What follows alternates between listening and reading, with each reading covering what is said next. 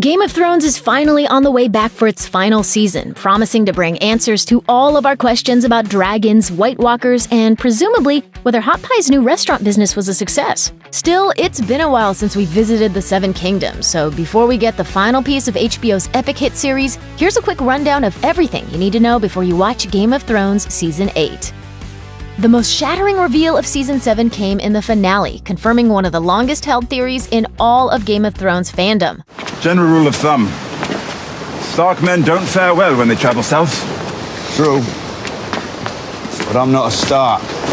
Jon Snow is not, it turns out, the bastard son of Ned Stark. He's actually the son of Rhaegar Targaryen and Lyanna Stark, which makes him the rightful-ish heir to the Iron Throne. As his sister Lyanna was close to death due to childbirth complications, Ned promised to keep her secret at all costs, lying about Jon's parentage to protect his identity. Not even Jon knows he's a Targaryen, which is why, in true GOT fashion, this reveal was intercut with shots of Jon making out with Daenerys Targaryen, his secret aunt. Surprisingly, that's not the most shocking thing about the scene. Instead, it's the ramifications of Jon having both Targaryen and Stark blood coursing through his veins. As we learned from the Three-Eyed Raven, Jon's a walking, talking, one-man song of ice and fire with roots that go back to Robert's Rebellion, the big brawl in Westeros that predates the events of the series.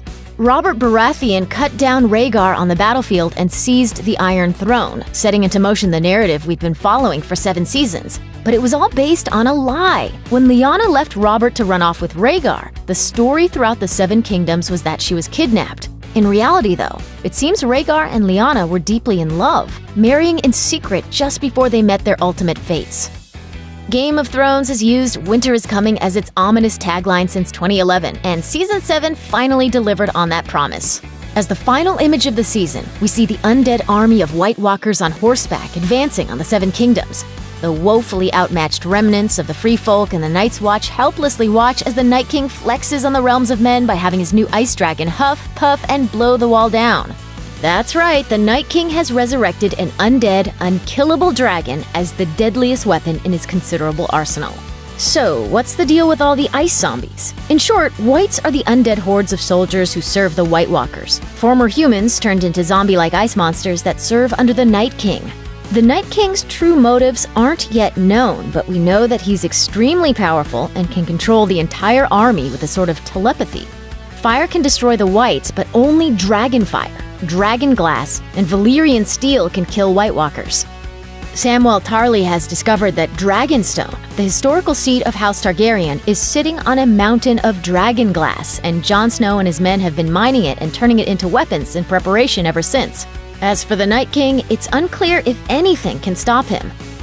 In the 3rd episode of Season 7, Bran tries to describe the green sight for his sister Sansa, telling her that it allows him to see everything, everywhere, all at once, and also that he can't be Lord of Winterfell because he's actually a raven. Or something like that. It's difficult to explain. Bear with us for a moment. After nearly being killed back in Season 1, Bran has visions, and those visions psychically summoned him to meet the Three-Eyed Raven north of the Wall. And while it's never been officially confirmed on the show, it's implied that the Three-Eyed Raven Bran meets is Brynden Rivers, a former commander of the Night's Watch. He was killed by the Night King in Season 6, though, leaving Bran as the last Green Seer and the new Three-Eyed Raven. The scope and purpose of Bran's new powers are yet to be revealed, but any sequence of events that complicated is undoubtedly going to play a big part in Season 8's storyline. In Season 7, the Stark kids have reunited in Winterfell. Bran's been beyond the wall in search of the Three-Eyed Raven. Arya has been training to become the perfect assassin with the Faceless Men before being forced to escape their clutches. Sansa, however, hasn't been up to anything nearly as cool. She's been used as a pawn for years, first by the Lannisters and then in Littlefinger's ongoing machinations. By the time she becomes the Lady of Winterfell, finally emerging as the master manipulator instead of the manipulated pawn, all 3 remaining Stark children have been forever transformed. Bran, dealing with the burden of near omnipotence, has difficulty relating to his sisters on a human level. Arya and Sansa are suspicious of each other's motivations. Who can blame them for having trust issues? Just when it seemed the Stark sisters would succumb to paranoia and suspicion, they got their act together and teamed up against their true foe, Littlefinger himself, Lord Petyr Baelish. When Sansa called Arya to the Great Hall at Littlefinger's request, it seemed as though she was going to accuse her sister. But then, when Sansa levels her charges of murder and treason, we got the swerve. How do you answer these charges, Lord Baelish? Baelish believed he'd driven a wedge between the Stark sisters, but he wasn't counting on Bran filling in the blank parts of the story that caused the division between Arya and Sansa. Baelish tried to persuade her that she was mistaken, only to be interrupted by the voice of the all-seeing three-eyed raven, revealing Littlefinger's betrayal of Ned Stark way back in Season 1. That was a series wrap on Lord Baelish, as Arya stepped up and slit the throat of what was arguably the most important character in the narrative of the series thus far. The meeting of the heaviest hitters in the Seven Kingdoms in the ruin of the Dragon Pit at King's Landing in the Season 7 finale gave the audience a taste of where everyone stands in the final stretch of the Great Game. Cersei, Jaime, and Tyrion Lannister, Euron Greyjoy, Jon Snow, Daenerys Targaryen, a dragon, a White Walker, all the major players and key elements in the struggle for the future of Westeros were front and center in one of the most intense non-battle sequences in the series. Jon and Dany hoped to persuade the Lannisters to at least temporarily call a truce and focus on the true enemy, the Night King and his army of White Walkers.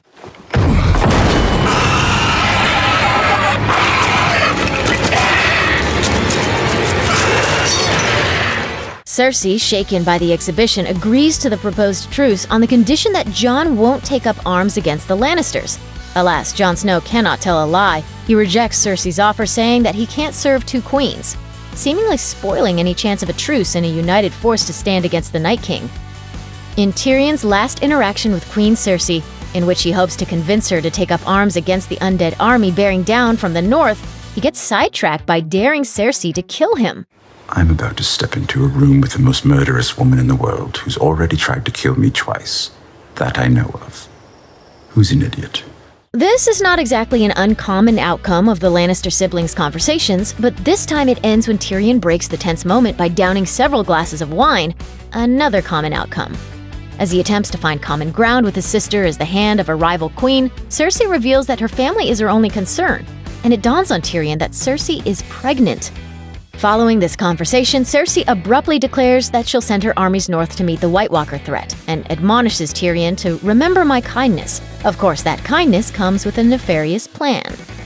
Cersei reveals to Jaime, her brother and the father to her unborn child, because that's just how Westeros rolls, that she has conspired with Euron Greyjoy.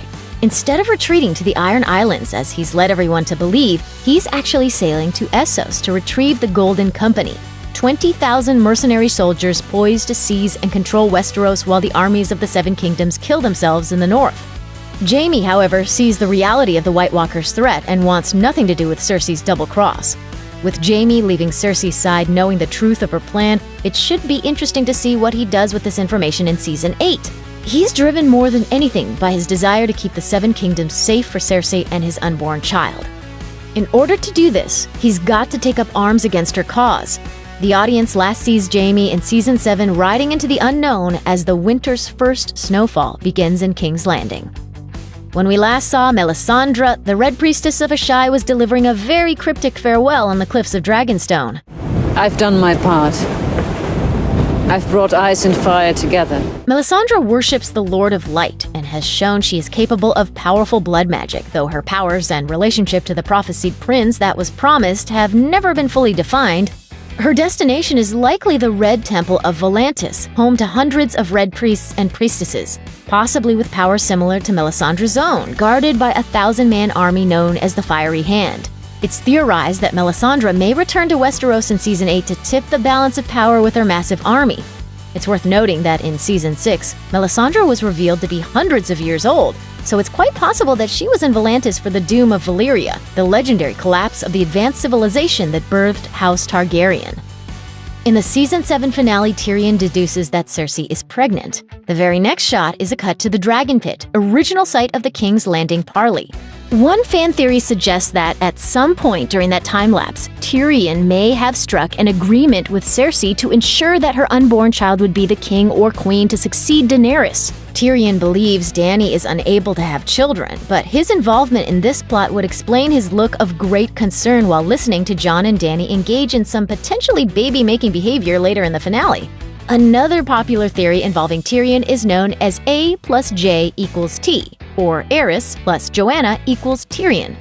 George R.R. Martin's books often mention the Mad King Aerys's lust for Tywin Lannister's wife, Joanna, and Joanna died while giving birth to Tyrion. If it's true that Aerys is Tyrion's true father, it could provide another reason for Tywin's lifelong hatred for Tyrion, and give a whole new meaning to Tywin's final words to him. You're no son of mine. Tyrion's been a fan favorite since the very first episode, so perhaps we'll see him riding a dragon off into the sunset to close out this epic tale. Check out one of our newest videos right here. Plus, even more Looper videos about your favorite stuff are coming soon. Subscribe to our YouTube channel and hit the bell so you don't miss a single one.